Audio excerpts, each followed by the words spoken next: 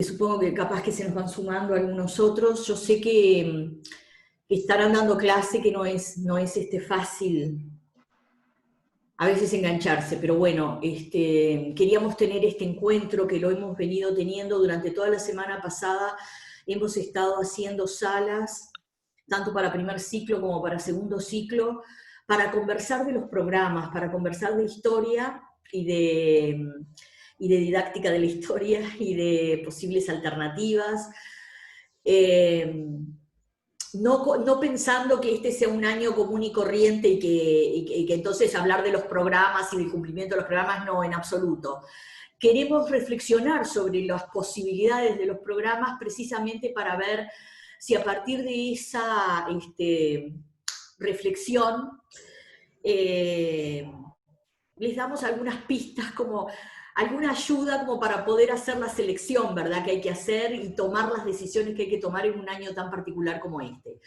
Bueno, en realidad empecé al revés, porque empecé haciendo la presentación de la sala, en qué consiste la sala, en lugar de presentarnos el despacho de historia.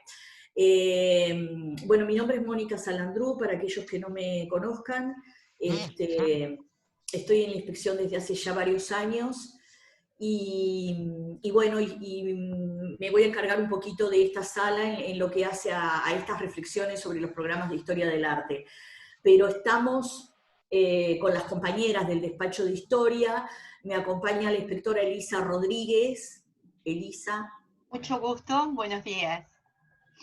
Y Elisa se incorporó al despacho el año pasado, y este año se incorporó la profesora Andrea Tempone.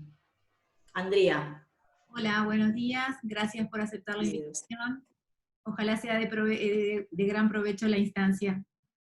Gracias, Mónica. Bueno, esto es la inspección en pleno, digamos, porque hemos tenido algunos cambios.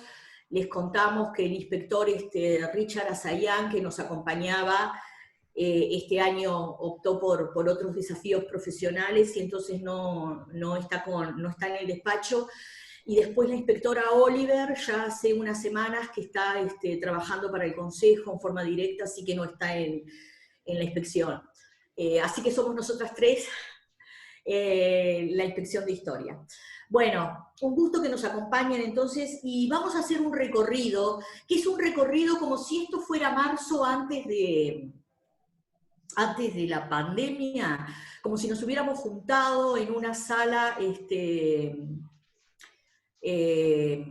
para conversar de los programas de historia y las posibilidades, porque aquí el punto de partida que nosotros queremos señalarles es que el programa oficial es eso, es decir, es un marco de posibilidades a partir del cual nosotros diseñamos nuestro curso.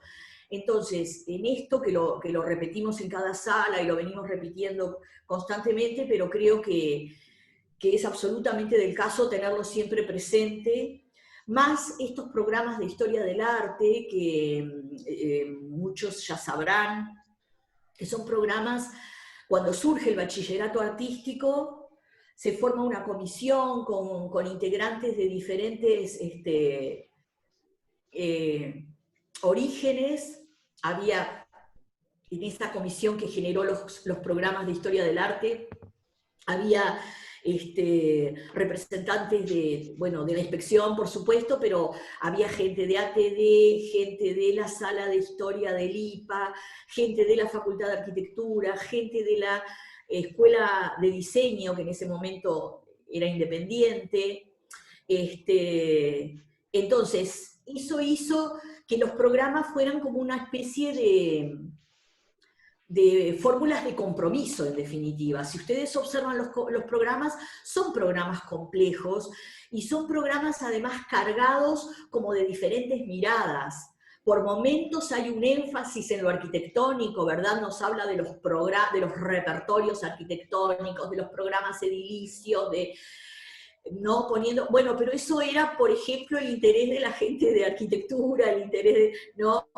Pero a su vez después había otros énfasis en aspectos plásticos o en aspectos vinculados con la estética, y eso venía de la Escuela de Bellas Artes, es decir, a ver, les comento esto porque se los comento además desde mi biografía, en que cuando yo me enfrento por primera vez a armar estos cursos, en los años 2007, 2008, es decir, las reformulaciones del 2006 que aplicó en cuarto, ¿verdad?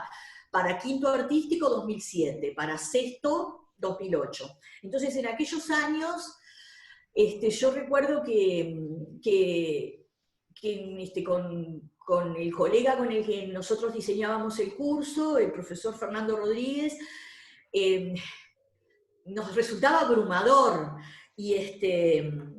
y resultó difícil, digamos, qué curso vos sacás y articulás a partir de todo ese caudal de propuestas. Ahora, lo que es absolutamente cierto es que es un caudal de propuestas, pero no significa eso que necesariamente uno tenga que dar todos esos aspectos, ni abordar. En algún momento yo puedo abordar con un énfasis mayor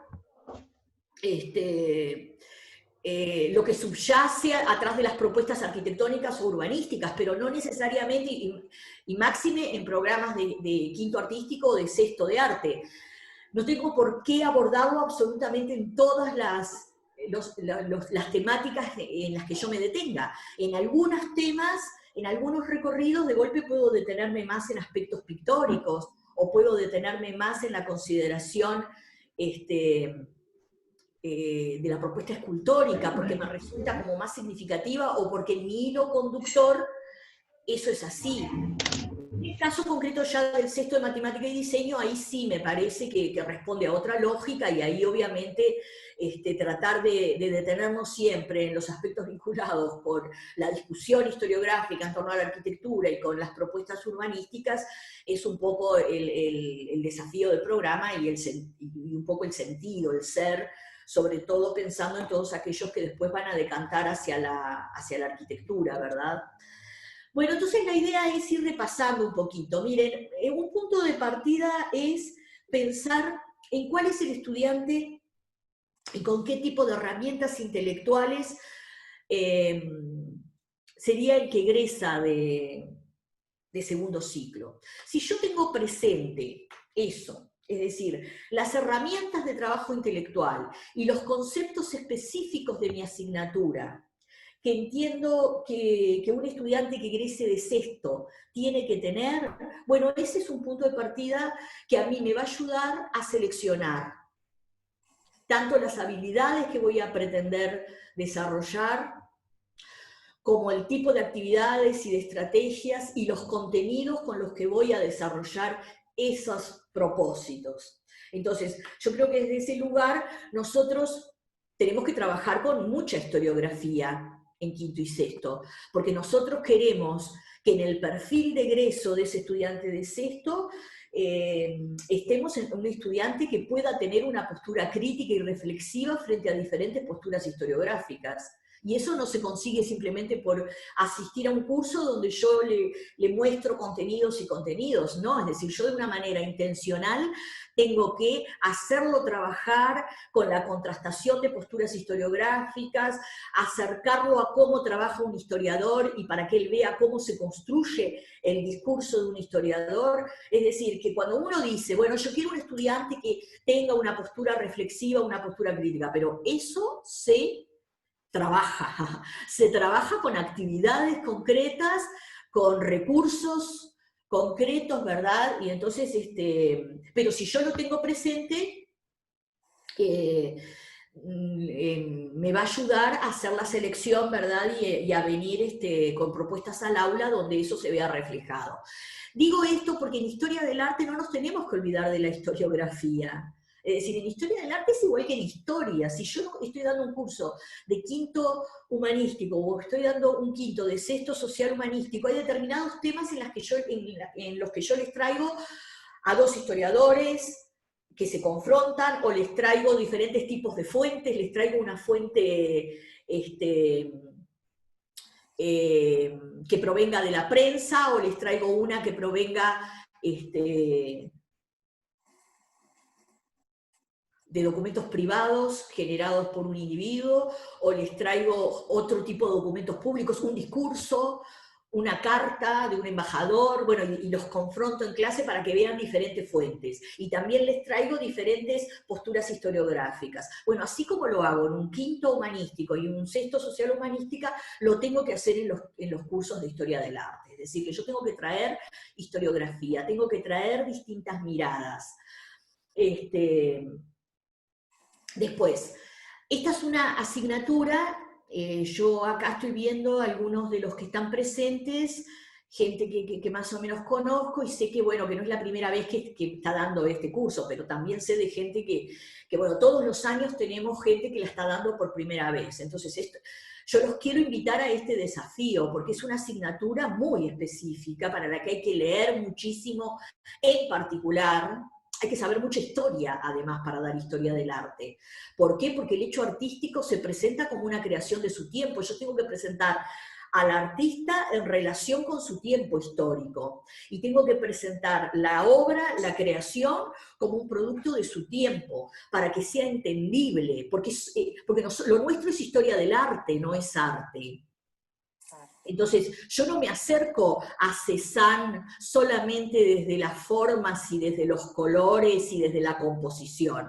Me acerco a Cézanne también como un hombre de un momento histórico importantísimo, ¿verdad? Que es ese fin del siglo XIX, principios del siglo XX, en un determinado contexto europeo que me ayuda a explicarme sus búsquedas y sus productos. Entonces, les dije como, capaz que tengo otros ejemplos más contundentes todavía que este que elegí, que capaz que no están. Pero digo, igual me sirve para esta idea de que cualquier cosa que uno presente lo tiene que presentar como hija de su tiempo. Entonces yo tengo que conocer el tiempo, tengo que conocer qué es lo fundamental de ese tiempo histórico, que al estudiante le facilite esas claves, ¿verdad? Esas claves para que lo entienda desde ese lugar, desde el lugar de un producto de un determinado tiempo y espacio, ¿verdad? Y con un determinado, y como resultado de un determinado proceso histórico. Otro de los propósitos que uno tiene que plantearse, entonces, voy puntualizando. ¿Qué tipo de estudiante quiero que egrese de mis cursos de historia del arte, de un quinto, de un sexto? Bueno, un tipo reflexivo y crítico frente a la historiografía, que maneje el vocabulario de mi asignatura, y ahí necesito docentes que manejen bien su asignatura. Por eso es que invito, sobre todo a los que estén dando por primera vez, o invito a los que se acercan o quieren acercarse, que esta es una asignatura que una vez que uno se define por ella, implica muchísima dedicación y muchísima lectura.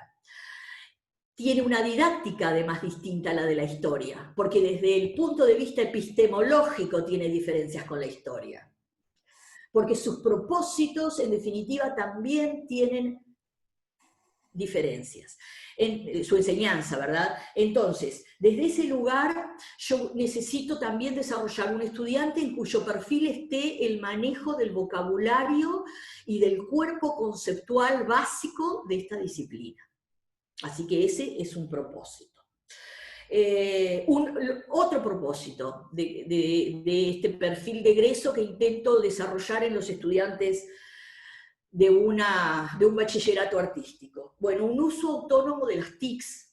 Yo tengo que lograr un estudiante que busque información, que procese información, que ordene y genere nueva información.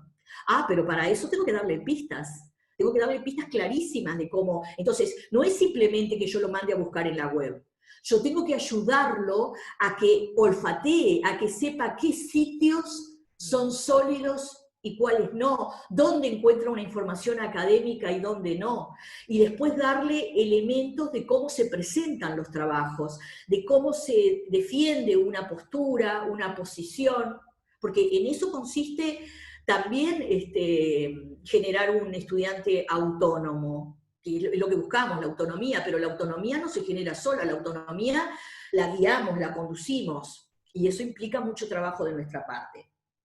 Pero sobre todo, me parece que nosotros en historia del arte, capaz que, no sé si más que en historia, pero tenemos que tener clarísimo que en historia del arte, y sobre todo los profesores de sexto año, pueden convocar a sus estudiantes, de acuerdo a las propuestas de trabajo que les planteen, los pueden convocar a que generen nuevo conocimiento, y que el estudiante sea consciente de eso. ¿Cuántas veces nosotros les proponemos pequeñas indagaciones en torno a un artista del que se conoce poco y de golpe ese estudiante, a partir de un proyecto de trabajo desde nuestras clases, va a hacer una entrevista al artista, o si el artista ya no vive, a un heredero, y después consigue unas fotos, y después arma una presentación con lo que consiguió de esa entrevista, con lo que consiguió de esas fotos?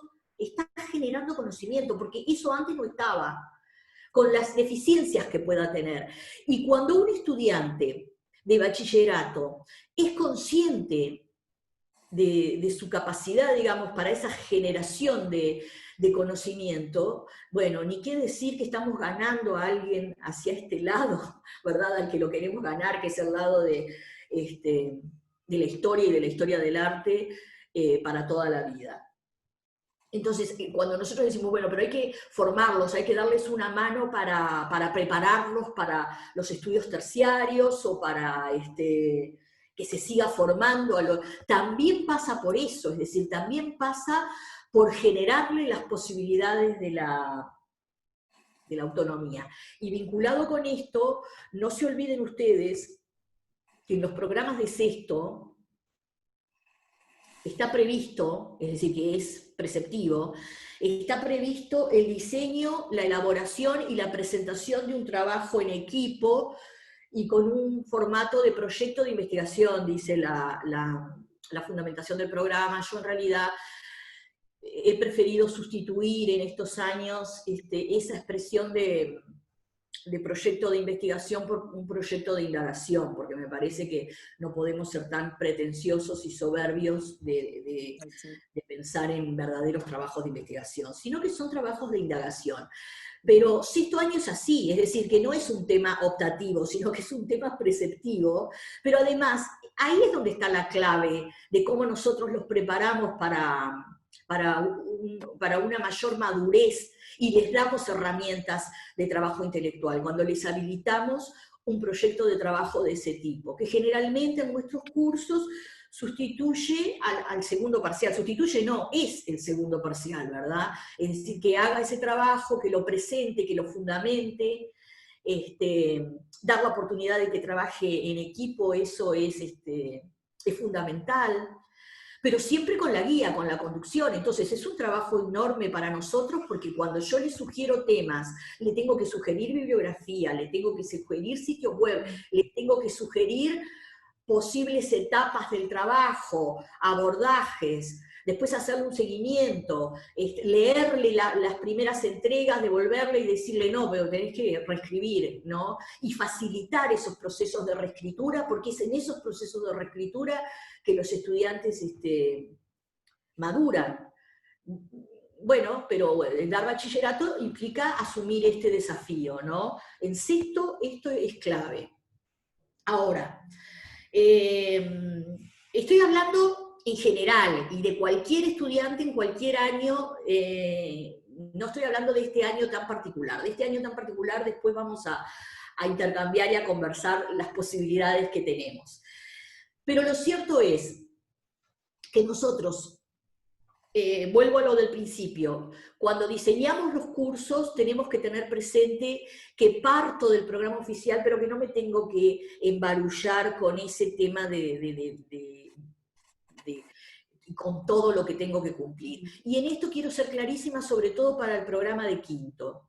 Porque el programa de quinto, a mí me pasa que veo que pasan los meses y llegamos a septiembre y allá andan por Grecia, por Roma, y en octubre se empieza a acelerar con la Edad Media, tal. Bueno, y que el profesor de sexto de Renacimiento y Barroco, o no sé, El programa de sexto son siglos XIX y XX. Por lo tanto, yo tengo que tratar de ver cómo en quinto año presento de una manera panorámica. Yo sé que es muy difícil el programa de sexto, pero ahí es donde tengo que ser absolutamente selectiva y tengo que pensar en guiones estructurantes, es decir, en ejes, en determinadas miradas, y entonces capaz rastrear a lo largo de la historia del arte, pero atrás de una determinada selección que yo hice, o voy atrás de una línea vinculada con lo arquitectónico, o voy atrás de una línea vinculada con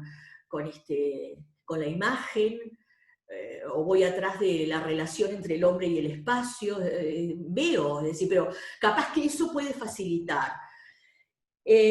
Bueno, vamos a detenernos un poquito en el programa de quinto, entonces. En definitiva, ¿cuál es el propósito último de ese programa de quinto? Bueno, iniciarlo al estudiante en el estudio de la historia del arte y aproximarlo al recorrido de la producción artística desde sus inicios al siglo XVIII. Ahora, aproximarlo a la historia del arte, es decir, iniciarlo, perdón, al estudio de la historia del arte es todo un desafío, porque el estudiante llega aquí en quinto año siendo la primera vez que se enfrenta al hecho artístico, pero desde una postura de reflexión, de indagación y de... Entonces, yo tengo que atender a esas particularidades, porque es un docente que tiene que estar atento, porque el quinto en un bachillerato artístico no es solo el docente no es solo un transmisor de información, es alguien que también va a ir conduciendo y dirigiendo procesos de sensibilización del estudiante frente al arte.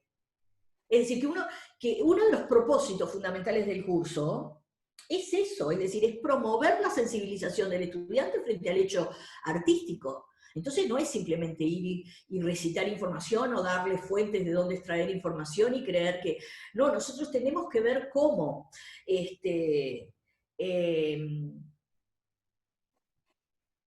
por eso es que yo les decía que desde el punto de vista epistemológico, aquí nosotros estamos con unas diferencias bien importantes con respecto a la historia.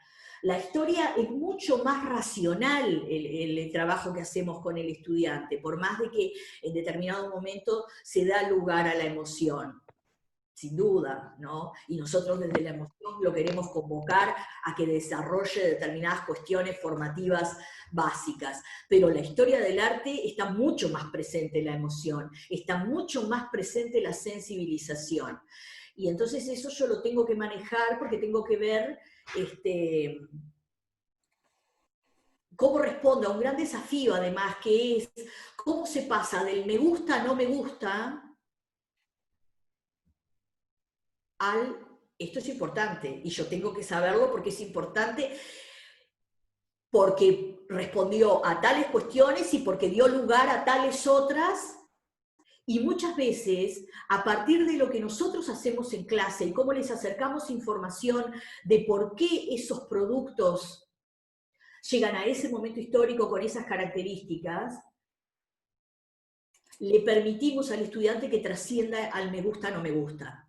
Porque una vez que entiende, bueno, ya no es me gusta, no me gusta, sino que es, esto es importante por esto y por aquello, y también lo empieza a mirar con otros ojos, y a partir de esos otros ojos el no me gusta se transforma en que le empieza a gustar. Entonces, ese es un desafío para nosotros, que también tenemos que pelear contra lo que nosotros somos, porque a veces también nosotros nos gustan y no nos gustan. Y esa es una batalla que tenemos que dar contra nosotros mismos. A mí puede no gustarme Picasso. Es más, no sé si me gusta. Pero que Picasso es un artista clave en el siglo XX, es un artista clave. Y que yo tengo que hacerle valorar eso a un estudiante y entender la importancia que tuvo una obra como el de las señoritas de Aviñón. Bueno, para dejarme de ejemplos europeos y del arte universal, uno tiene que dar una gran batalla, no sé, creo que me van a entender porque les debe de pasar a ustedes también, A mí me pasaba permanentemente que los estudiantes, yo decía, pero son mucho más conservadores que cualquiera de nosotros, en el sentido de que arte era el Renacimiento y Leonardo da Vinci, y el otro, y esto es una serie de rayas, estos son colores, son manchas, y esto es arte.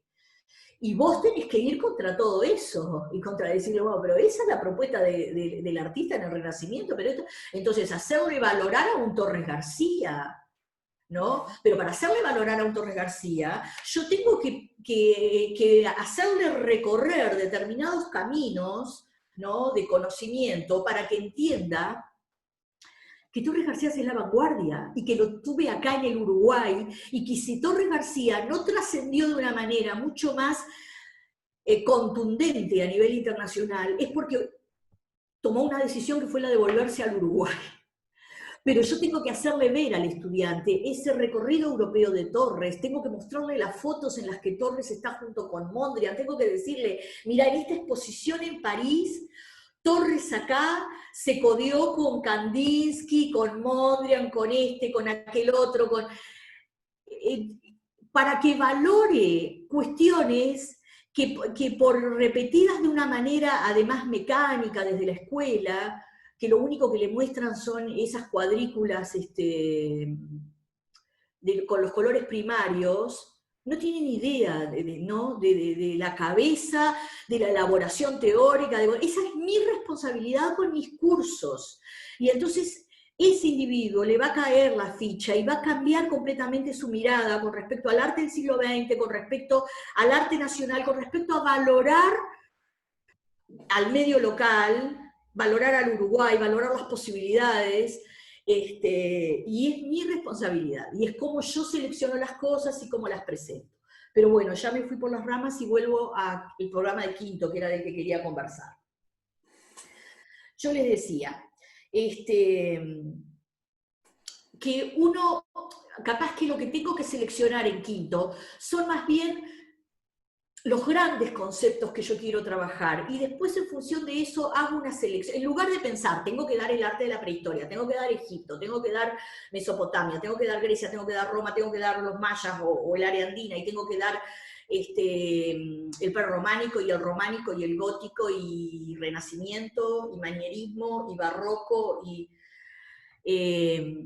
bueno, capaz que en realidad lo que tendría que pensar es, bueno, pero ¿cuáles son los grandes núcleos que a mí me interesa que el estudiante desarrolle? Es decir, a mí me interesa que desarrolle la relación de golpe entre la creación artística y el espacio. Entonces eso me puede dar lugar a abordar así el arte egipcio, y no el arte egipcio. Abordar el arte prehistórico, como lo abordamos siempre, que abordamos en la prehistoria europea, ¿no? Porque es la más documentada y porque entonces por ahí es la que nos resulta más fácil. Ahora, pero ya instalar el tema de la importancia de la imagen en la vida del hombre, entonces eso ya me genera un tópico, me genera un hilo conductor, en el cual yo después puedo volver a lo largo del curso.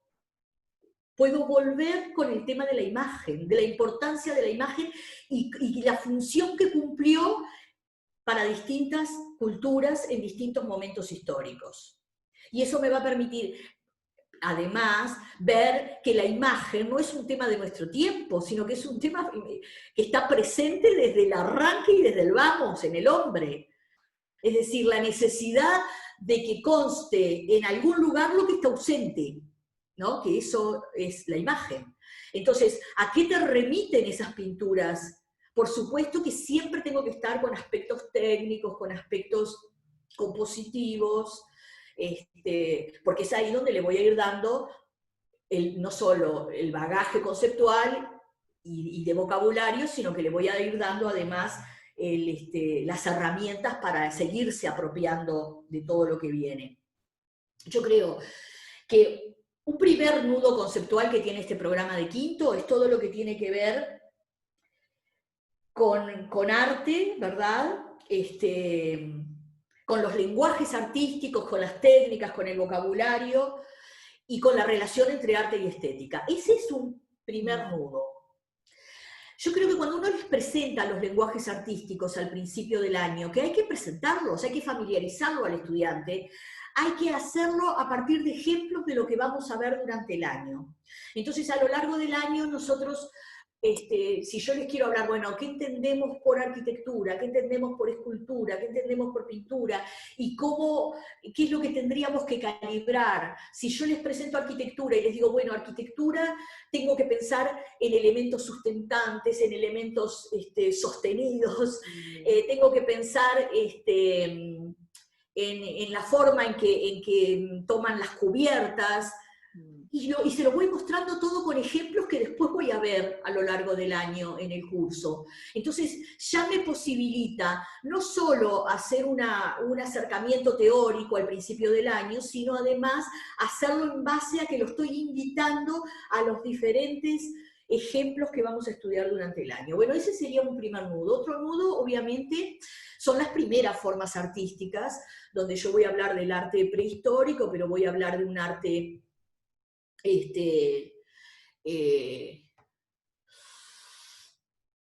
las primeras civilizaciones. Generalmente, obviamente, optamos por Egipto. Yo en Egipto creo que ahí hablar del paisaje es clave, es fundamental.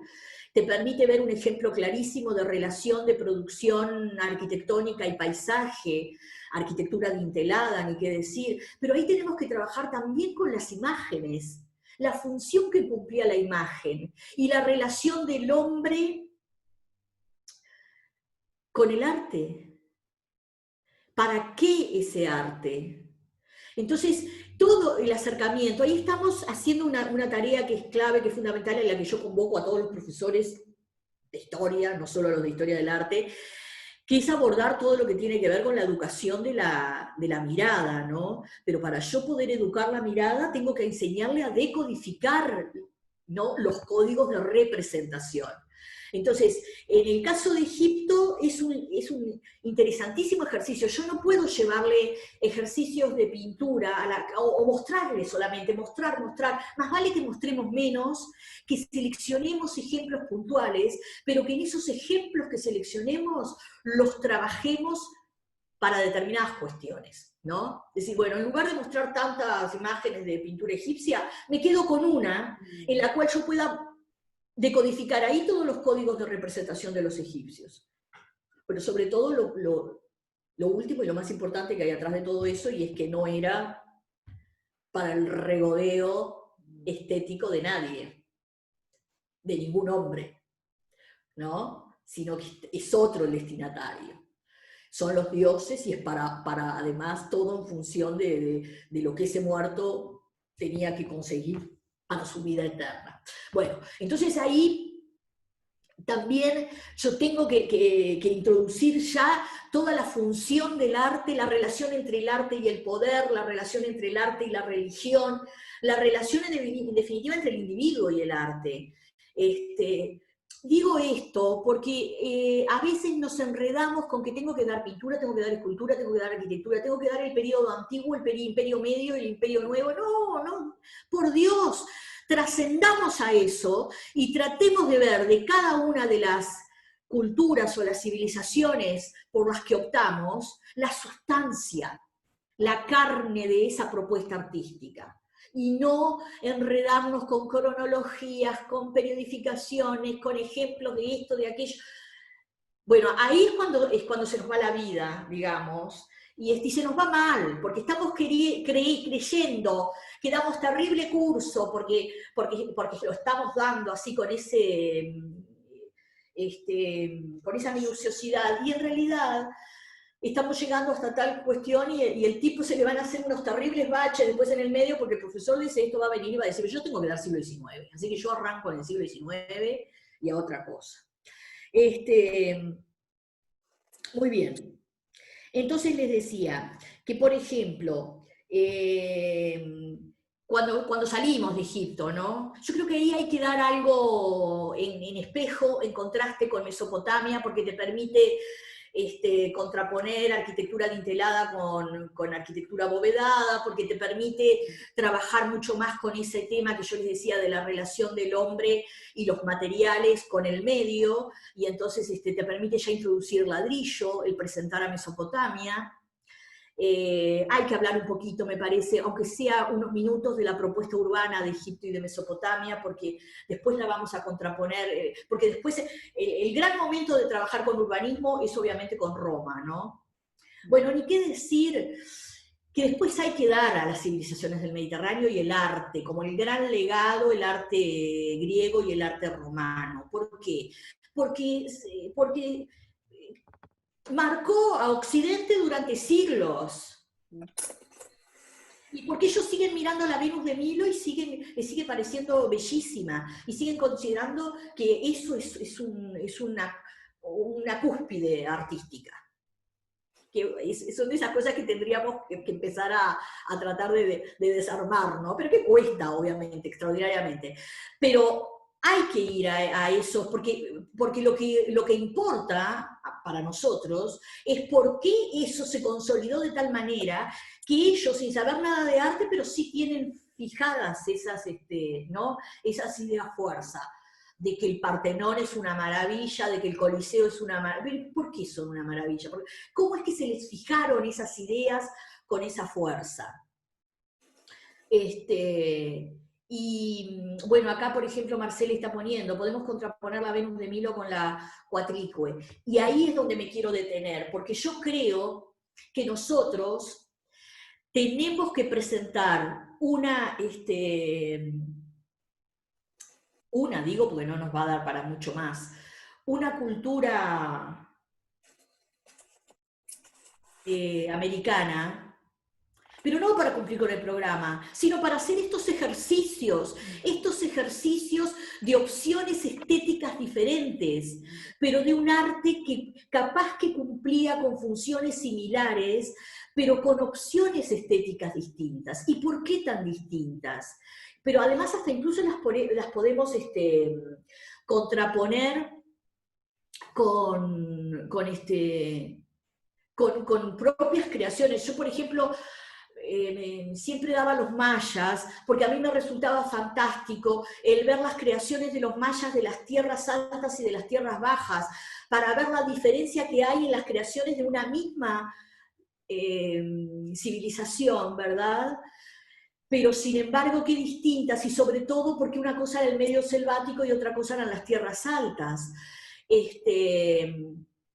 O ver, por ejemplo, en el área andina, los diferentes nichos ecológicos, ¿verdad? Y las diferentes manifestaciones en función de si estamos en la selva, si estamos en la costa o si estamos en la montaña. Y bueno, y eso es interesantísimo.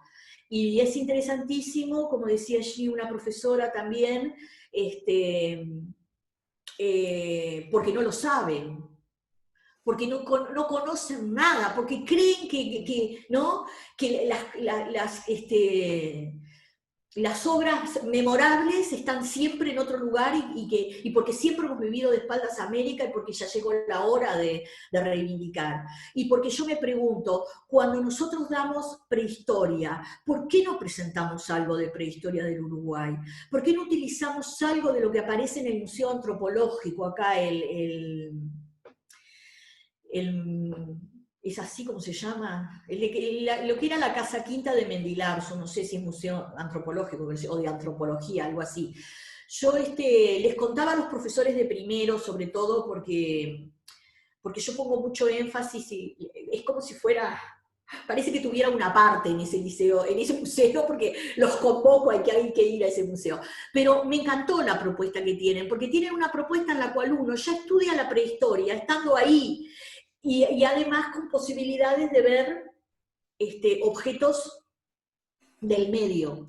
Y nosotros nos olvidamos completamente, para nosotros la prehistoria es la prehistoria europea, y acá podemos ver los primeros ejemplos de cerámica. Bueno, sin irnos hasta el antropológico, que es tan lejos, por lo menos, bueno, pero el Muar tiene unas piezas de cerámica, por ejemplo, que son bellísimas. El Muar tiene unos tejidos del área andina magníficos también, es decir, tiene algunas copias y tiene algunas piezas de cerámica fabulosas, de Perú, de la zona de la costa, y yo creo que hay que aprovechar todo eso, aprovecharlo pero absolutamente. Y hay que contraponer estéticas, ¿no? Sin duda. Y bueno, pero volviendo entonces a Grecia y a Roma, yo creo que además Roma es absolutamente indispensable que sea considerado, y considerado no de forma rapidita, así, para cumplir. Yo creo que Grecia perfectamente uno puede tomar. En Grecia seguimos, ¿no?, con el discurso ese del paisaje, de la importancia del paisaje, los materiales, ¿no?, materiales en función del paisaje. Pero en Grecia hay que tomar al templo, y un ejemplo de templo, porque por supuesto la columna y los órdenes griegos, eso es como ineludible porque hasta el día de hoy, ¿verdad? Y porque nosotros también tenemos que educar la mirada para que aprecien cómo esos bienes culturales, cómo esos bienes creados allá a lo lejos en el tiempo, están presentes en las ciudades donde viven, ¿no? Y que además lo hacemos, porque cuando nosotros le decimos, pero fíjense tal edificio, fíjense en las columnas, fíjense en los capiteles, y ellos descubren que ese edificio que fue construido en 1900 tiene capiteles corintios, es un descubrimiento, ¿no? Y a nosotros nos sirve para eso, es decir, para consolidar esas ideas de las creaciones culturales y su permanencia y su persistencia, y cómo nosotros, hijos, en buena medida de esa inmigración europea, recibimos esos inmigrantes que, portadores en su ADN de una serie de creaciones que vienen y reproducen y transmiten, y empieza a formar parte de nuestro paisaje y también de nuestro ADN. Muy bien. Ni qué decir que en escultura hay que ir a Grecia, ¿no? Y hay que ver escultura en Grecia, sin duda. Pero yo reivindico que el gran tiempo hay que dárselo a Roma, porque en Roma están las bases urbanas y arquitectónicas que consolidaron siglos de desarrollo arquitectónico y urbanístico en Occidente.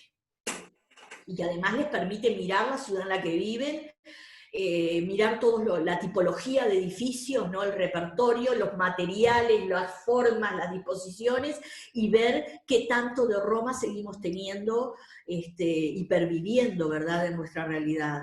Insisto con estas cosas de qué hay en el presente de todo eso, porque eso es lo que vuelve significativo el conocimiento que uno les brinda. Cuando el estudiante hace esa conexión entre lo que nosotros le estamos ofreciendo en una clase y lo que él puede empezar a explicarse a partir de eso que uno ofrece. Entonces, profesores tienen siempre que indagar en lo que tienen a mano, y además hacerlos hacer trabajos en los cuales tengan que salir, tengan que fotografiar. Ese ejercicio de sacar una fotografía, de después tratar de explicar algunos elementos en esa foto, bueno, todo eso es valiosísimo, y es así como aprenden fijándose cosas, ¿no? Insisto en esto del aprendizaje significativo. Bueno, y urbanismo ni qué decir. Y ahí es donde yo digo, estoy hablando de quinto, ¿no? Hay que llevar textos historiográficos, hay que llevarles posturas, tiene que aparecer en clase. A ver, el libro de Norbert Schulz, Arquitectura Occidental, puede ser un libro que nosotros no tenemos por qué recomendarles a ellos como un libro de texto, como un libro de consulta. Sí tiene que ser un libro de consulta nuestra, ¿no? Es un libro ineludible el de Norbert Schulz. Pero yo lo que sí me parece es que hay determinados momentos del curso y de determinadas apreciaciones donde Norbert Schulz tiene que estar, donde tiene que estar Bruno Sevi, donde tiene que estar Leonardo Benévolo, donde tiene que estar Gombrich, ¿no? Yo tengo que llevar historiadores, tengo que llevar esos textos y tengo que trabajar con ellos en la clase. Tengo que contraponer las posturas de, eso no es arquitectura esto. aquí una profesora pone en el chat la figura de los héroes nacionales en lugares públicos, y bueno, y sí, ¿qué tanto de romano seguimos teniendo, no? Esas ciudades de fines del siglo XIX o principios de este siglo que consideraban de los monumentos públicos elementos de propaganda de determinadas ideas, de educación para los pueblos, y todo eso estamos reproduciendo cuestiones que yo recuerdo en el Mundial del 2006, creo que fue el de Alemania, el Mundial de... ¿Es correcto esto que estoy diciendo? El Mundial de Fútbol del 2006, creo que fue Alemania. En que hacían... yo me acuerdo esto, que me atomizaban en la televisión mostrándome los estadios, esos de última generación que habían creado los alemanes, esos estadios en los cuales se les separaba por debajo de las gradas, se hacía sacar el suelo, ¿no? Para poder replantarlo por fuera y después volverlo a poner. Es la misma lógica del Coliseo, ¿no? Que se le retiraba el piso para poder inundarlo, para hacer los simulacros de batallas navales. Los toldos esos que tenía el Coliseo son absolutamente los mismos que los techos. Claro, hoy los techos esos pueden ser de titanio, pero las ideas de determinados, de todos esos repertorios edilicios que nos legó Roma, ¿qué tan vigentes siguen estando hoy en nuestros diseños y en nuestras formas? Claro que ha variado la técnica y claro que ha variado los materiales, pero cómo siguen impregnando absolutamente lo que vemos y lo que nos rodea. Bueno, voy a apurarme un poquito porque si no esto va para largo. Siguiendo con la lógica esa de la imagen, yo tengo que dar algo de arte cristiano, porque ahí es donde los ayudo a ver el valor simbólico de las imágenes. Y además de que durante siglos el arte cristiano impregnó absolutamente a todo Occidente, entonces yo los tengo que enseñar a decodificar. No es que yo me sentía por momentos que estaba como catequizando en la clase, porque a veces les contaba historias y venía con este apóstol y con este otro y no sé qué. Y después les decía, bueno, pero ¿para qué les cuento todo esto? Les cuento todo esto para que puedan hacer una correcta lectura de este cuadro, ¿no? Y que puedan entender qué es lo que se está queriendo manifestar a los fieles a través de acá. No tenemos por qué dar arte prerrománico. A ver, uno tiene que tratar de caracterizar sí las épocas, porque siempre hay que dar historia, hay que manejarse con líneas de tiempo, hay que... y hay que instalarse en el románico y el gótico, que incluso hasta los podemos ver confrontados. Pero siempre con la idea de qué es lo sustancial de ver de todo esto. Yo no puedo quedarme con el recitado de las técnicas constructivas de la iglesia románica y de la iglesia gótica, para que me contrapongan arcos. Claro que lo tienen que saber, claro que tienen que saber identificar un arco de medio punto, un arco ojival, una bóveda de cañón, una bóveda de crucería, claro que sí, tienen que saber reconocer los arbotantes, ¿no? Muy bien, pero en realidad yo lo que no me puedo perder es que en el marco de todo eso, por momentos pierda arte y religión, la importancia de la imagen, vuelvo a la importancia de la imagen, los cánones de representación, ¿qué se perseguía con esos cánones, verdad? Bueno, después, cuando contrapongo románico y gótico, no puedo contraponerlo tampoco solo a partir de cuestiones técnicas, sino que tengo que contraponerlo desde el punto de vista histórico. Es decir, qué cosas impactaron en el pensamiento y en la economía, ¿no? Es decir, en el desarrollo histórico, para yo entender las diferencias entre la iglesia románica y la catedral gótica.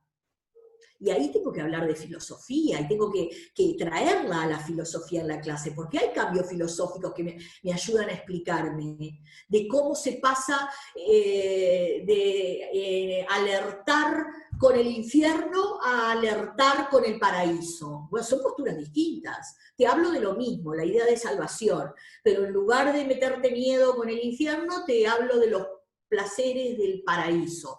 Y eso tiene un reflejo en la arquitectura que nos ayuda a explicarnos una iglesia románica de una gótica, las diferencias. Entonces esas cosas vivas tienen que estar en el aula, ni qué decir.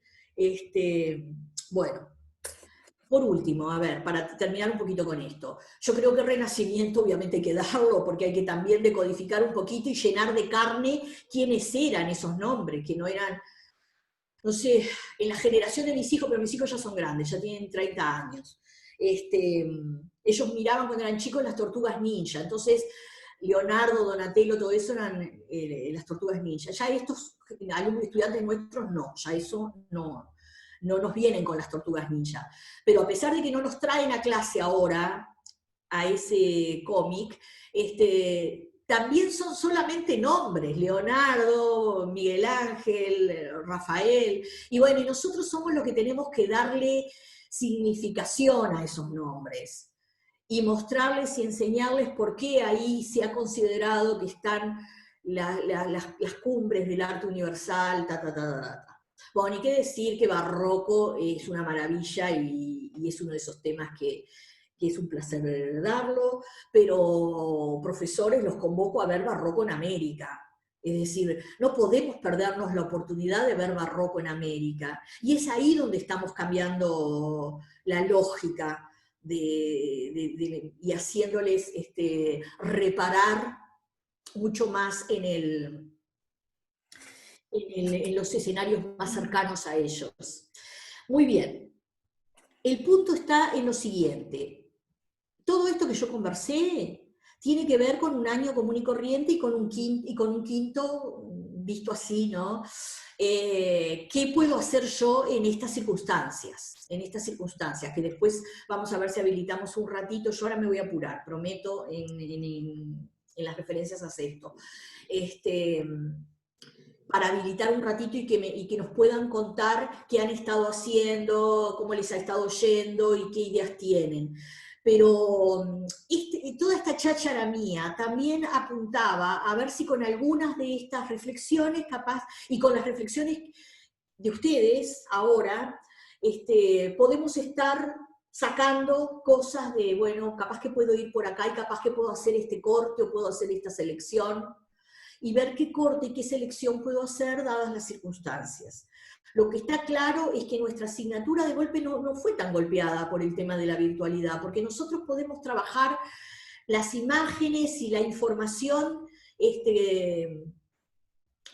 proponiéndole buenas cosas, interesantes, sugestivas, y dándole pistas de dónde buscar. Podemos trabajar muy lindo también desde la virtualidad, a pesar de que yo entiendo que hay cosas que solo se consiguen en la interacción de una clase, ¿no? Pero bueno, pero capaz que a diferencia con los más chicos, con un primero, con un segundo, con un tercero, que se hizo mucho más árido el intentar que realmente funcionaran estos procesos de enseñanza-aprendizaje puramente virtual, capaz que en arte podían estar dadas algunas condiciones un poquito mejor. Ustedes me dirán ahora de acuerdo a lo que hicieron. Y bueno, y para ir muy rápidamente al programa de sexto, artístico, yo aquí sí quiero ser enfática, profesores, con respecto a que en sexto el estudiante tiene que estar en condiciones de comprender la génesis del arte contemporáneo, la génesis del arte actual. Ahora, para entenderlo, no solo para entenderlo, sino para valorarlo, para esto que decíamos hace un rato, es decir, para que entienda cómo es que se llega acá, cómo es que el hombre no puede seguir pintando como en el Renacimiento. Pero para que se logre entender eso, yo tengo que poder plantearles de buena manera al siglo XIX, las grandes rupturas de ese siglo XIX, tratar de pasar lo más panorámicamente posible, porque el siglo XIX lo mismo nos pasa en historia. En historia nos fascina la revolución industrial, el pensamiento liberal, nacional, las nuevas ideas, los burgueses, los proletarios, el capitalismo financiero, monopólico, la expansión imperialista, y entonces se nos va la vida con el siglo XIX europeo. Bueno, y con el siglo XIX en la historia del arte puede pasarnos algo parecido. Para que no nos pase algo parecido, yo me parece que hay que tomar como eje el impacto de la revolución industrial en el arte. Entonces, tomando como eje eso, el impacto de la revolución industrial, ver el impacto que tuvo en la pintura y ver el impacto que tuvo en la arquitectura y en el urbanismo. En los temas, en las temáticas nuevas que introduce el arte, en las técnicas, en los materiales, y entonces ese puede ser un interesante eje. Con respecto al desarrollo del capitalismo, sin duda que yo tengo que hacer referencia a eso, tengo que hacer referencia a los conflictos a escala mundial, a la globalización, para ver el impacto que eso tuvo en el mundo del arte, para poder después entender las vanguardias, para poder entender las grandes rupturas del siglo XX. Yo tengo que poder presentar los nuevos lenguajes, no quedarme con pintura, escultura. Acá hay una gran responsabilidad. Si yo lo que pretendo es darle herramientas para su acercamiento al arte actual, bueno, tengo que tener una mirada panorámica sobre los lenguajes artísticos contemporáneos. En mi clase tiene que aparecer la fotografía, tiene que aparecer el cine, tiene que aparecer el video, tiene que aparecer las instalaciones, la performance. Y como yo tengo que saber que eso tiene que estar, bueno, tengo que tratar de ver qué hago con el siglo XIX, porque después tengo un compromiso con el siglo XX, tengo un compromiso con todo eso, porque yo tengo un compromiso por formar a un estudiante que pueda ir a una exposición y disfrutarla, no ir y entenderla simplemente, sino disfrutarla, disfrutar el arte, que ese es también uno de los grandes desafíos nuestros. Valorar las creaciones del hombre. Yo me tengo que poner la mochila, mal que nos pese, la responsabilidad de que nosotros somos los artífices que transferimos la herencia cultural.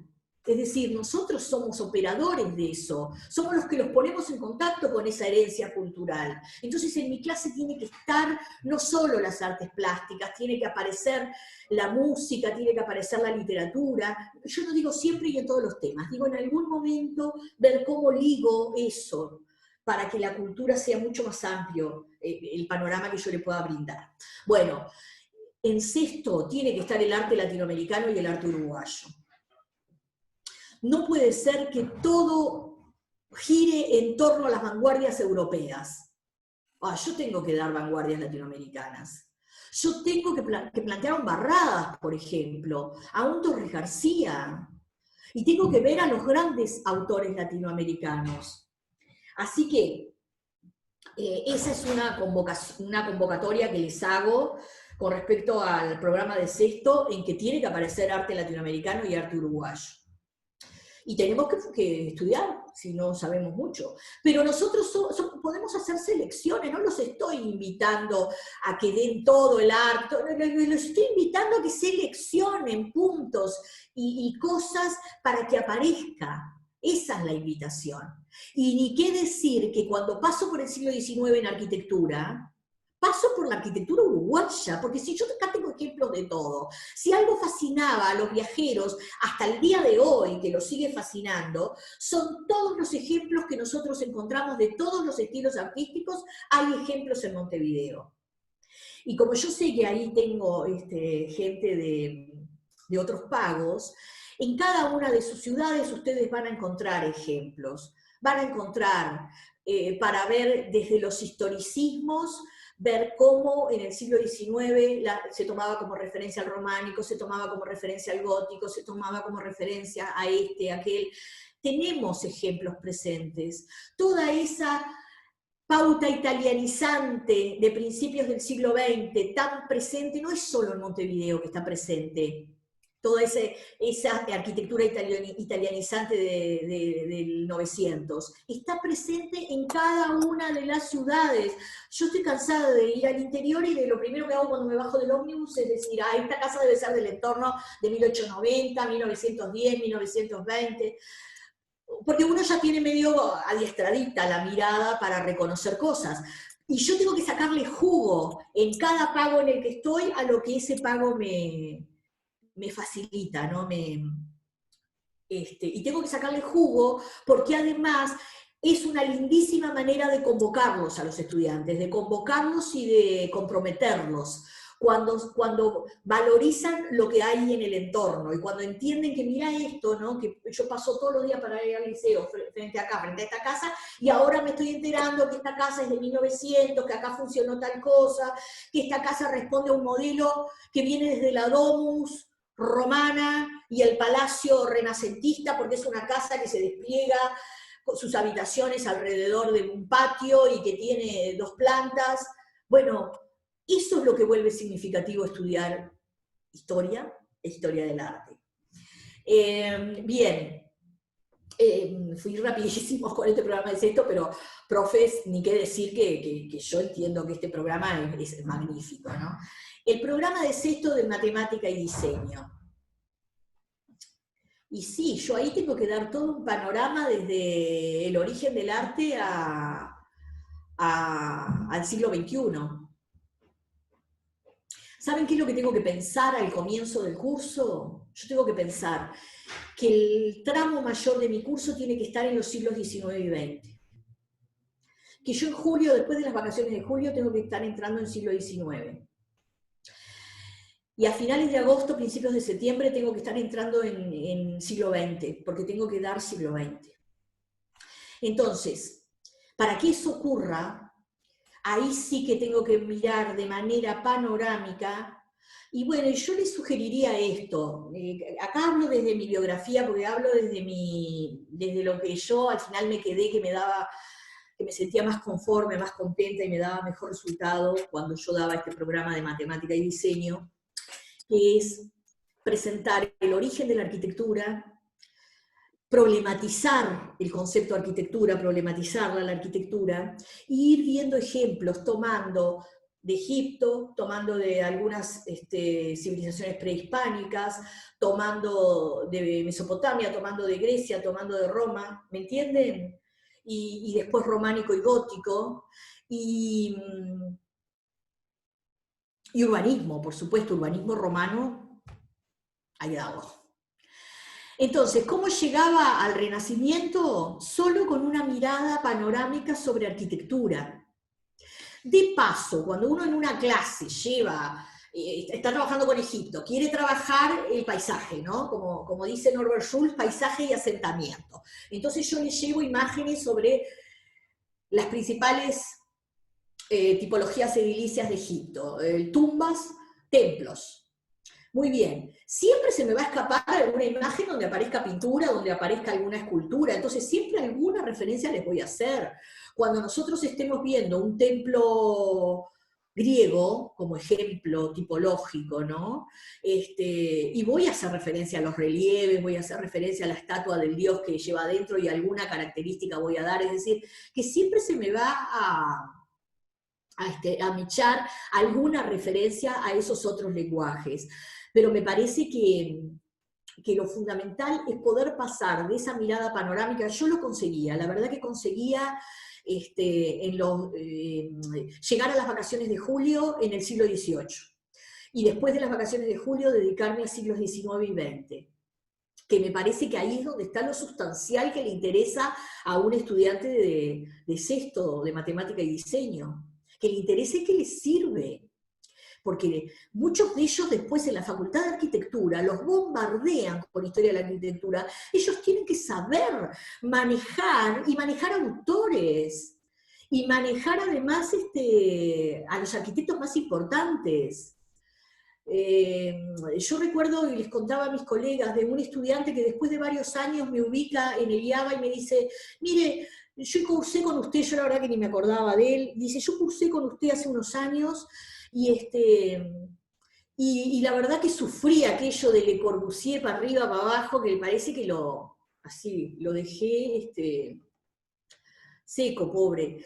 Pero me dijo, pero yo ahora estoy cursando, no sé, a esa altura estaba en tercero de la Facultad de Arquitectura, dice, yo quiero, pasaba por acá, me acordé y quise venir a agradecerle, porque usted no sabe cómo hizo la diferencia, todo lo que yo sabía de arquitectura del siglo XX, para poder entender los cursos que tuve de historia de la arquitectura, a diferencia de, él veía de otros compañeros que venían con muy poco de... Bueno, y yo creo que no todos hacen arquitectura, porque uno por eso es que hace diagnósticos y sondea. Por eso es que el programa también de sexto de matemática y diseño tiene que aparecer el diseño. Y yo les decía que yo voy más o menos hasta Renacimiento solo haciendo un panorama de historia de la arquitectura. Pero después del Renacimiento, ahí sí ya empiezo a meter a los otros lenguajes artísticos, porque tienen que conocer a los maestros del Renacimiento, de la pintura, de la escultura, lo mismo del barroco. Pero el énfasis me parece que tiene que estar en la arquitectura y el diseño. Bueno, en esta coyuntura, y entonces aquí es donde quisiera invitarlos un poquito a ustedes a la reflexión, ¿no? Vamos a tener que ser muy selectivos y hacer muchos cortes, y háganlo sin culpa, sin sentirse mal, porque esto es una situación que nos ha golpeado absolutamente a todos, que ha golpeado al mundo, no al Uruguay y al sistema educativo uruguayo. Pero hay que hacerlo responsablemente, sobre todo para los sextos, porque lo que yo no logre en un estudiante de quinto, yo no digo desde el punto de vista de los temas, porque no admito de ninguna manera que profesores de sexto den temas de quinto porque no se dieron en quinto, no, a ver, el de quinto tiene que seleccionar qué corte hace como para darle un panorama, una cuestión panorámica, pero tiene que lograr ese panorama. A lo que yo me refiero con lo que no se logre y se pueda recuperar en sexto, esa cuestión es de habilidades, manejo conceptual, manejo de vocabulario, manejo de herramientas intelectuales. Bueno, lo que yo no consiga en quinto, todavía tengo sexto para consolidarlo. El problema es en sexto, que ya no tengo para consolidar. Sexto es de salida. Entonces aquí es donde yo tengo que ser muy rigurosa y en lugar de plantearme contenidos, no, capaz que no sentirme mal con que seleccione algunos y vea cómo se los hago inteligibles, porque siempre cuando uno hace cortes y selecciones, el problema está en que eso que yo corto y selecciono, que no sea un matete que no entiendan nada, que salteen una cosa a la otra y con esos cortes no están entendiendo cómo pasea esto. Yo tengo que hacerles un discurso donde sea comprensible los cortes esos que yo estoy realizando.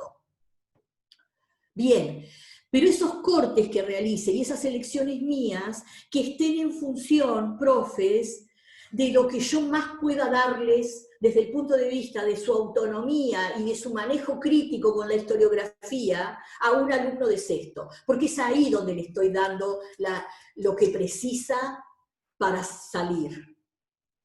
Así que esa es en definitiva el desafío que tenemos. Pero yo los invito, repito, a planificar actividades y temáticas a partir de lo que quiero desarrollar, y no al revés, y no temáticas. Y no hacer una planificación de temas y temas y temas. No, hagamos una planificación de, bueno, yo quiero una postura crítica con respecto a la historiografía. Bueno, entonces, ¿qué historiografía les voy a llevar? Y después selecciono temáticas en las que sea funcional, en las que, sí, en tal tema yo puedo llevarles la postura de este y de aquel. Hay que ir, por Gombrich hay que usarlo mucho más allá de la historia del arte de Gombrich, ¿no? Gombrich tiene toda una serie de libros sobre las imágenes, yo después les voy a hacer, lo que pasa es que no llegué con tiempo a esta sala, honestamente, no pude, pero la semana próxima que nosotros hacemos como un impasse en las salas, porque empezamos la siguiente con salas de Montevideo y Canelones, que nos han quedado para atrás del ciclo básico de bachillerato. En esos días de impasse, yo capaz que lo que les hago y subo en el blog es algunas recomendaciones bibliográficas de algunos libros que me parece, pero para ustedes, no para los estudiantes. Lo que le hacen llegar a los estudiantes, eso lo resuelven ustedes, claro, lo que, ¿no? Para ustedes, con esto que yo digo, de dónde seleccionar posturas historiográficas interesantes. Entonces, capaz que les hago llegar como un listadillo de algunos libros que desde mi punto de vista, miren que no es, a todo esto no hice una aclaración que es clave, y hablo tanto que puedo dar una imagen en contrario. Todo lo que estoy diciendo hasta el momento, todo es una invitación a la reflexión y a lo que ustedes decidan. Son ustedes, profesores autónomos, los que resuelven. Claro que fundamentadamente. Yo estoy siempre contentísima con que un profesor me presente su opción de curso y su propuesta, pero puedo no estar de acuerdo, y si no estoy de acuerdo, se la voy a manifestar y le voy a decir, bueno, no, pero aquí te está faltando esto, aquello que desde mi punto de vista es fundamental, y le voy a argumentar por qué es fundamental. ¿Y qué es lo que estoy esperando del profesor en retribución? Que me fundamente por qué él decidió no hacer esa opción y hacer esta otra. En eso consiste que uno pueda tomar las decisiones y saber por qué las toma y sostenerlo, ¿verdad? Así que bueno, a eso los estoy invitando. Profes, ahora abro para escucharlos. No sé, mis compañeras, Andrea y Elisa, que han quedado mudas allí, pobrecitas. No, Mónica, hiciste un panorama general de los objetivos de la sala, de los objetivos de este encuentro. Me parece que recorriste todos los programas. Sería interesante ahora escuchar a los compañeros, a ver en ese reencuentro a las clases presenciales, qué panoramas se han encontrado. Y no, solo una cosita, retomar un comentario que hizo el profesor Pablo hace un rato, y retomando con lo que vos decías ahora último, esto es una invitación, ¿no? A generar una nueva mirada, una nueva posibilidad, este ejercicio que se hizo a la interna del despacho, que se puede hacer cada docente, ver, bueno, si hay otras alternativas, además de las europeizantes, como decía el profesor Pablo hoy tempranito, ¿no? Pero me parece que estuvo impecable todo lo vertido. No sé si Elisa quiere agregar algo más, o si no, abrimos el micrófono. No, porque en la fundamentación, a ver, Mónica ya recorrió todos los programas y la fundamentación corresponde a las líneas que estamos trabajando en todas las salas que estamos haciendo, por tanto, más nada que agregar, ¿no? Énfasis en lo más, llegar a lo más acá posible, énfasis en lo local, énfasis en lo patrimonial, otros abordajes posibles desde los propósitos, más que desde los contenidos, así que está todo abordado. Yo ahora estaba leyendo acá en el chat y veía que Marcel ponía ahí, por ejemplo, lo de los cementerios, sí, cada uno que esté por ahí yo qué sé, por ejemplo, Tacuarembó tiene un cementerio maravilloso. Capaz que suena así medio espeluznante lo de cementerio maravilloso, pero desde el punto de vista de la escultura, ¿no? Y Paysandú. No, hay Paysandú ni que decir, por supuesto, pero me acordé ahora porque estoy viendo acá al profesor Modernel, que no es de Tacuarembó, es de Paso de los Toros, pero bueno, anda cerca. Entonces por eso me acordé del cementerio de Tacuarembó. No, pero Marcel decía otra cosa, que es las posibilidades que hay en PDF. Profes, aquí yo quiero decirles que los que tengan Facebook, hay una página de Facebook que se llama Historia del Arte en PDF, o Historia y Teoría del Arte en PDF, que ahora cambió pero ustedes lo buscan y lo van a encontrar. Es un grupo cerrado, por lo tanto hay que pedir que lo incorporen. Tienen unas carpetas de bibliografía de más de 3.000 libros de historia del arte y de estética. Entonces, ahora nadie puede decir, yo no tengo libros, o los libros son caros, porque no saben todo lo que tienen disponible ahí en esas carpetas. Así, lo que hay es que saber buscar, pero bueno, eso se aprende, y todo está en PDF, en definitiva. todo. Yo me acuerdo hace unos años atrás que yo buscaba desesperadamente el libro de Norbert Schulz porque me salía carísimo comprárselo, después me lo terminé comprando con lo caro que salía. Ahora el libro de Norbert Schulz lo bajan en PDF, como bajan todo, hasta los de Ramírez, ¿no? Los 4 tomos de la historia del arte de Ramírez, que también hace unos años, si uno no lo fotocopiaba, porque aparte eran carísimos. Digo porque la historia del arte de Ramírez, sin ser una maravilla, es desparejo en el sentido de que, como es una obra colectiva, algunos capítulos son mucho más lindos que otros, pero es un compendio, ¿no? De 4 tomos para nosotros, que es interesante. Bueno, ¿quién se anota? Gabriela. Buenos días a todos. Ingresé un poquito tarde porque justamente estaba en clase. Nada más compartir cómo replanifiqué mi programa de sexto artístico y mi curso mi curso de matemática y diseño para ponerlo a discusión sobre la mesa. Gabriela, ¿de dónde eres tú? San José. San José. Liceo Departamental número 1. Dale, vamos arriba. Bueno, con respecto a sexto artístico, sí me había propuesto desde un principio el generar la autonomía de la mirada, que me parecía fundamental, y sigo en esa línea, ¿no? La autonomía de la mirada implica que ellos puedan acercarse a la mirada de obras y a su vez a teorías, ¿no? Del arte. Entonces, frente a esta situación, lo que hice fue tomar como eje transversal de trabajo para después ir seleccionando, como planteaba usted, las obras que iba a ir incorporando, incluyendo lo que tenemos en San José de Mayo, y lo que tenemos actualmente al alcance, porque como sabemos, por ejemplo, el Museo Departamental tiene un acervo nacional exquisito, pero no podemos acceder a él en estos momentos.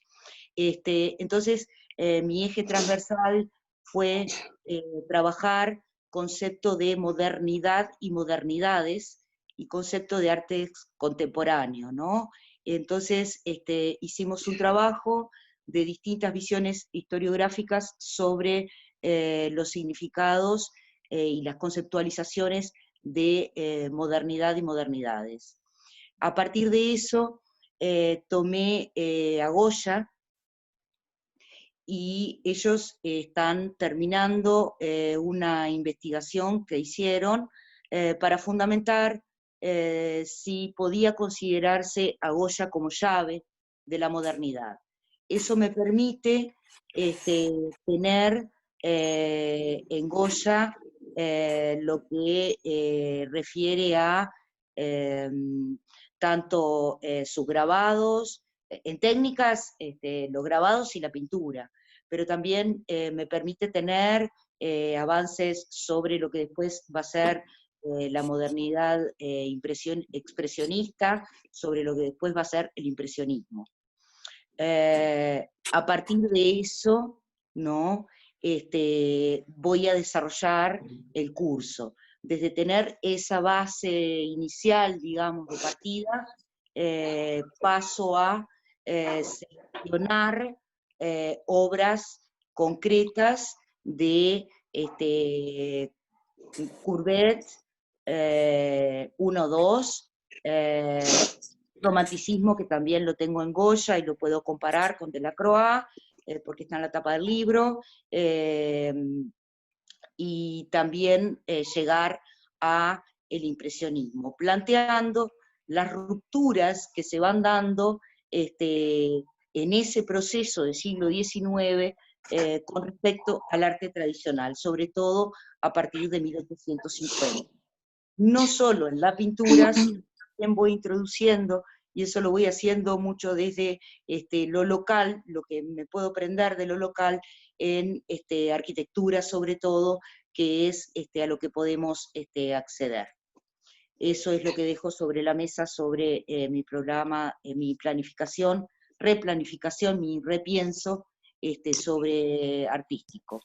Matemática y diseño, hice exactamente lo que usted planteó, estoy entrando en Renacimiento y llego a Renacimiento con la base de concepto de clásico y estudios comparativos de románico y gótico. Me paro ahora, estas próximas semanas, en Renacimiento, y después sí pienso abordar definitivamente siglo XIX, sobre todo centrándome en lo que tengo acá a mano en la ciudad, entre lo que puede ser la arquitectura. No tengo Art Nouveau, lamentablemente, pero lo introduzco. Siempre en todos los cursos de matemática y diseño en arquitectura planteo 2 o 3 obras que son universales, pero después me centro en todo lo que es arquitectura nacional. Ya trabajé primera presencialidad en la introducción, lo que tenía que ver con urbanismo de la ciudad. El urbanismo lo introduje en un trabajo, la primera unidad sobre el estudio urbanístico de la ciudad de San José de Mayo. Y bueno, y ya paso a el siglo XIX. En el siglo XIX la confrontación, Bellas Artes, arquitectura del hierro, y definitivamente las aperturas de Art Nouveau, y me centro en siglo XX el resto del programa. Es lo que quiero compartir. Dejo sobre la mesa a la crítica de la inspección y los compañeros ese pienso que le puse y esa replanificación, nada más. Gracias, Gabriela. Yo como comentario te diría que si estuviéramos hablando de un año donde vos tuvieras todo el tiempo pedagógico que solemos tener en los años estándar, capaz que ese énfasis que vos planificaste para sexto artístico para el siglo XIX está correctísimo, pero yo eso es lo que te pediría que revisaras un poquito, porque a mí me parece que hay que tratar de traerlos al siglo XX, a los estudiantes del sexto artístico, ¿viste? Porque así pensado, está bien, yo capaz que de una obra de Courbet saltaría a una de un impresionista, pero sobre todo siguiendo ese hilo conductor de, a ver, en Courbet está todo el impacto, ¿verdad?, de los trabajadores, de las consecuencias que para los trabajadores tuvo la revolución industrial, y siguiendo un poquito con esa lógica, ir a los impresionistas y ver cómo en ellos impactó la ciudad, los transportes, toda esa nueva mirada sobre las burguesías, pero sobre todo esas nuevas temáticas vinculadas con las estaciones de tren, ¿no? Y capaz que tomar una o dos obras, cosa que vos puedas venirte hacia el siglo XX y plantear algo del siglo XX. Y algún uruguayo, y a mí me encantaría que antes lo trabajaras sí o sí. Gabriela, esto te iba a plantear, no a vos, sino porque me olvidé de decirlo a toda la... Ni qué decir que, profes, el tema de que los museos estén cerrados, los museos como nunca, o mejor dicho, a partir precisamente de la pandemia, no los uruguayos, por supuesto que por razones técnicas, aunque algunos han hecho cosas muy lindas, lindísimas. Pero museos internacionales, los grandes museos, tienen unas visitas virtuales maravillosas, entonces nosotros en este contexto no podemos desaprovechar todo eso.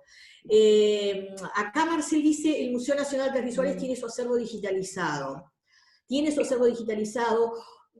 No generan todavía prácticas de visitas virtuales y eso, pero bueno, me imagino que lo harán. El Museo Histórico Nacional generó toda una serie de videos bien interesantes. Yo estoy re contenta con el Museo Histórico Nacional, como ha puesto a trabajar a esos profes, que son profes de historia además, generando pequeños videos que la verdad es que están bárbaros.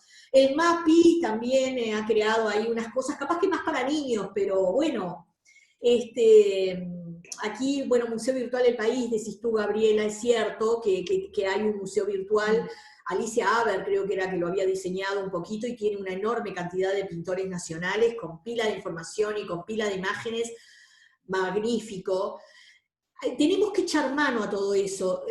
Sitios arqueológicos, por ejemplo, tumbas egipcias que han abierto visitas virtuales, antes todo eso no estaba. No sé, Marcel, si sigue activo el Museo del País. Yo sé que hace 2 o 3 años yo lo consulté varias veces al museo ese, pero no sé ahora, hay que verlo. Bueno, eso, que me había olvidado de lo de las visitas virtuales a los museos y de los recorridos, y que hay que echarle mano y aprovechar todo lo que han generado pila de museos preciosos realmente. Y lo mismo lo de los arqueológicos. Gabriela, no sé si vos querías agregar algo. Sí. Sí, con respecto a lo que usted me recomendaba, en realidad tomar ese eje a mí me permite ir viendo rupturas rápidamente para llegar al siglo XX. No sé si me explico.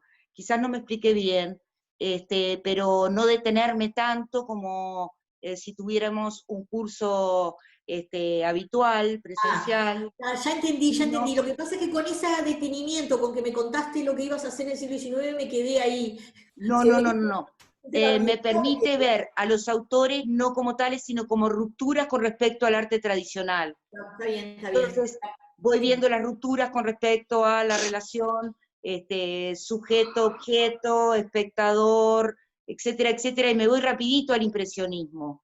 Y del impresionismo ya me puedo pasar a las vanguardias y llegar, espero al menos, porque ellos están respondiendo muy bien, sobre todo en el trabajo, se han enganchado mucho en el trabajo de, por supuesto que se tienen que enganchar hoy en día, en el trabajo de mini proyectos, como este que planteé de Goya. Entonces me permite llegar al siglo XX y sobre todo a la segunda mitad del siglo XX más rápidamente, sin tener que detenerme en el análisis de autor o estilo. No sé si me explico. Perfecto. Para todos, ni qué decir que de las vanguardias seleccionen una, mencionen las otras, o formulen que los estudiantes indaguen por su cuenta, es decir, hay que dejarles a ellos también. No sé quién había pedido la palabra, sé que otra persona y no me doy cuenta ahora. Yo, Paola Umpierres. Dale, ¿Cómo Paola, están? Bien, ustedes. Bueno, yo más que nada quería compartir, más que nada, una experiencia durante este periodo de presencialidad interrumpida, donde empecé a replanificar justamente el curso de Historia del Arte. Y bueno, desde otras instancias y lugares con cierta intencionalidad también para fomentar conductas adecuadas para vivir en sociedad y bueno, y avanzar en un arte que está vinculado a pesar de estar encerrados. Entonces, empezamos a reflexionar sobre toda la producción artística contemporánea que se está teniendo lugar por el COVID-19, por esta pandemia, y que a partir de la aproximación a la misma, vincularlas a la crisis sanitaria que ya vivió la humanidad. Y más que nada, los estudiantes empezaron a buscar e investigar aquellas obras de arte creadas ante situaciones similares y difíciles en las que vivió nuestro país o el mundo. Y bueno, una de las que más apareció fue la pintura de Juan Manuel Blanes sobre el episodio de la fiebre amarilla en Buenos Aires, y ahí empezamos a trabajar justamente sobre esa obra, empezamos a trabajar sobre el autor, fue como un disparador. En realidad, todo esto comienza, nosotros el curso ya estaba encaminado, ya tenían actividades planteadas, estábamos trabajando cualquiera de los 3 cursos, porque en realidad yo lo que hice con esto fue conectar los 3. Yo tengo quinto y sexto artístico y matemática y diseño. Y esta actividad que hice, la hice en conjunto con los 3 grupos. Yo después continué las clases a través, clases o encuentros por Zoom, donde tenía un gran porcentaje de estudiantes que asistían a esos encuentros por Zoom. Entonces empezamos a trabajar los temas como lo tenía planificado, hicieron videos maravillosos, porque la parte de tecnología los estudiantes lo tienen muy claro y saben hacer videos que bueno, que te dejan, te sorprenden, porque uno a veces no sabe cómo manejan la tecnología, y a través de eso pudimos ver y compartir sobre los primeros temas que ya habíamos comenzado en el aula a trabajar. Ellos como hicieron esos videos para consolidar esos conocimientos y compartirlos con los compañeros.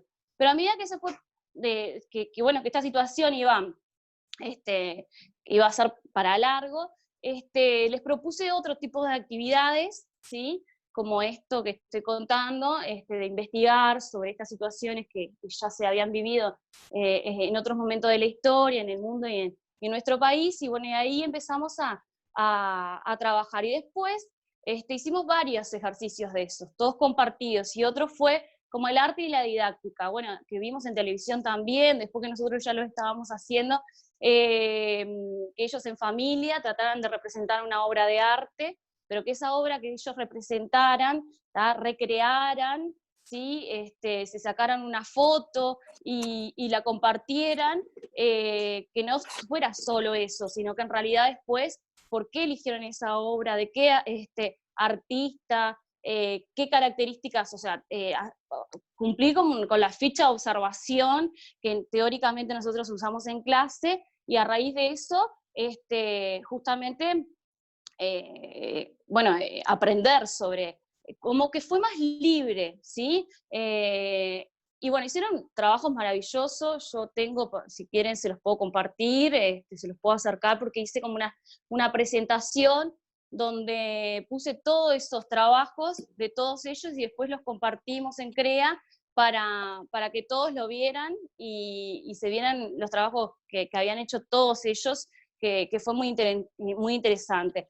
Y bueno, y a raíz de eso empezamos también a ver todo lo que aparece en las redes, tanto lo que es ironía, humor, memes, y a buscar también cómo es representado este virus, a través de forma lúdica, cómo se realizan esas obras de arte de otros artistas o de artistas que en realidad son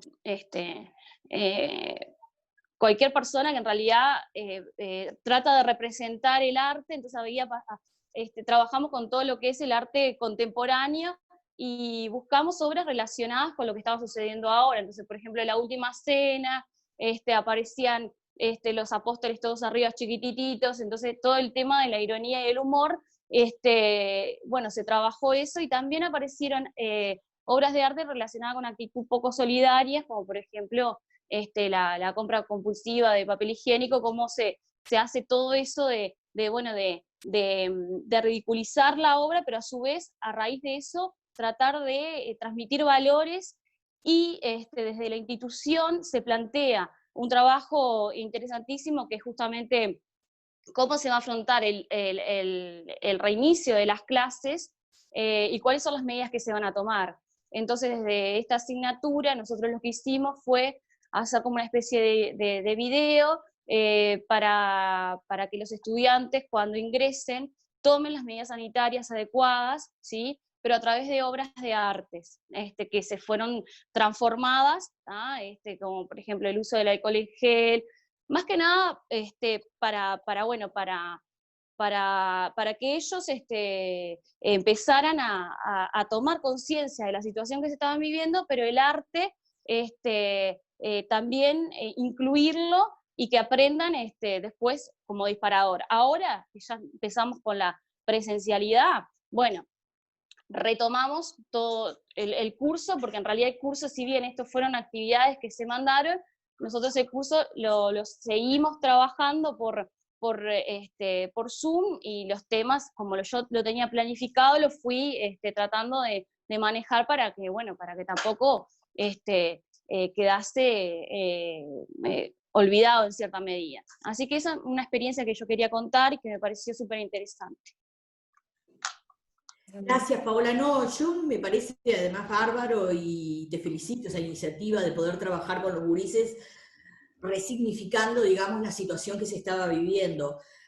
De cualquier manera, yo entiendo que una cosa fue Claro, al principio que pensábamos que era por 2, 3 semanas, 4 a lo sumo, ¿no? En la medida en que se fue excediendo el no regreso a las clases y la permanencia de la virtualidad, yo creo que ahí uno ya tenía que plantearse el ver desde la distancia, desde una educación tamizada, ¿verdad? Por estas condiciones de la virtualidad, ver qué temáticas se podían empezar a desarrollar. Entonces me parece bien interesante, Paola, lo que hiciste. Lo que me parece es que ahora ya en la vuelta a la presencialidad vos tendrías que ver claramente qué nudos, pero nudos conceptuales de apreciación y de conocimiento de corrientes. Sí, yo... Aprovechando el tiempo pedagógico que tenemos y las condiciones, porque yo sé que no todos los grupos retornaron enteros, retornaron en partes, entonces todo eso vuelve difícil, digamos, las formas en que se da el aprovechamiento. Claro, sí, eso está más que claro. Nosotros en realidad esto lo hicimos al inicio de todo eso, viendo que, bueno, que la situación en realidad lleva también un poco para que ellos también les sintieran un gusto. Claro, aparte, o sea, nosotros ya habíamos hecho el diagnóstico y hay una particularidad donde tengo estudiantes con muchas características que, bueno, que hoy tenemos el tema de que tienen ataques de pánico, entonces todo eso lleva a que también trabajemos desde otro punto de vista para sensibilizarlos, para trabajar todo eso, porque trabajamos en el cierre, también ellos hicieron como una especie de collage de cómo era su día, entonces crearon como obras de arte, entonces pero eso fue durante los primeros meses, vamos a decirlo, abril, mayo. Ya después yo continué con el encuentro a través de Zoom, donde sí ya estábamos continuando con el programa. En realidad, la planificación que yo tenía ya organizada. Pero esa es la idea. Planificación organizada que ahora... Claro, olvídense de planificaciones muy organizadas. Acá vieron que estamos permanentemente pensando en qué es lo que podemos hacer, porque en función de cuántos nos van por semana, Además tenemos que ser muy misteriosos en qué es lo que reservamos para la presencialidad y qué reservamos para la virtualidad, porque como esto es un sistema híbrido con el que seguimos, uno tiene que seleccionar qué hago en la clase virtual. Explico, doy algunos lineamientos, pero dejo para que el trabajo a distancia de ellos desde otro lugar. Es decir, esas son las decisiones que tenemos que ir tomando. Claro, está muy difícil porque no todos los estudiantes están asistiendo. Entonces, como es voluntario, claro. Tenemos estudiantes que, aparte de acá, yo soy de Tala, y justamente la orientación artístico asisten estudiantes de todas las zonas, de Fray Marcos, Casupá, Míguez, Monte. Tenemos como que, y todos esos estudiantes no están asistiendo por temas de locomoción. Entonces, la característica que tenemos es que tenemos estudiantes que son los que del medio local, lo que asisten, pero los de los otros lugares, las ciudades vecinas, no pueden asistir por temas de locomoción. Entonces, claro, es muy difícil trabajar, porque tenemos que tratar como decís, Mónica, de tratar de, trabajamos algo en la clase presencial, pero a su vez eso que ya trabajamos, tenemos estudiantes que no lo pudieron trabajar de forma presencial, entonces lo tenés que, de alguna manera, abordar también desde la virtualidad, para que ellos lo puedan recibir. Y está difícil realmente, porque está muy es todo un desafío, sin duda. Y además yo les diría que ustedes capaz que diseñen actividades más complejas, si se quiere, para aquellos alumnos que han ido siguiendo los cursos, que han estado enganchados y que además son los que asisten en forma presencial, y otro tipo de actividades para los que o bien se están enganchando ahora, o bien ya sea, porque ese tema de la locomoción pasa en pila de departamentos, de que hay gurises que ahora en la presencialidad no se están pudiendo ir, pero no porque no quieran o no les corresponda, porque después también necesito la historia, si le corresponde o no le corresponde por el cupo, porque el tema del protocolo es todo un tema. Pero hay gente que, aun cuando le corresponda y aun cuando quiera ir, no puede ir porque no tiene locomoción. Entonces, pensando además en la sobrecarga del docente, porque miren que si hay algo que nosotros tenemos claro es lo que ha significado para los docentes este trabajo todos estos meses. Miren que eso lo tenemos clarísimo, de que esto se ha sostenido a partir del trabajo docente. Entonces, yo precisamente lo que me parece que no tenemos que entrar es en esos escenarios de, con los que me están yendo presencialmente estoy dando estos temas, para los que no, les estoy preparando esto otro, que trate de ser lo mismo, por la salud espiritual de ustedes, les digo, porque si no nos vamos a volver locos. Que trate de ser más o menos lo mismo, pero que vos tengas como diferentes alternativas para unos y para otros. El poder no decepcionar tampoco a los que van y a los que siguen, ¿no? Y a eso capaz que proponerles un poco más, complejizárselos, pero dentro de la misma temática que le estás haciendo propuestas a los de la educación a distancia. No sé si me expliqué. Sí, sí. Lo que propongo. Gracias, Paola. ¿Algún otro profe que quiera participar?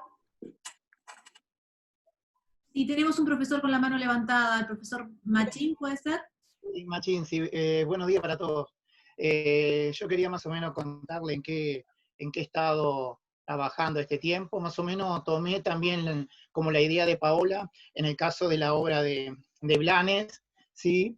Y mis actividades prácticas, le he dado a los chiquilines una parte como es como un momento creativo, que ellos a partir de esa obra de Blanes, por ejemplo, ellos la reprodujeran con la misma temática que había dicho la compañera, que tenía que ver con COVID-19.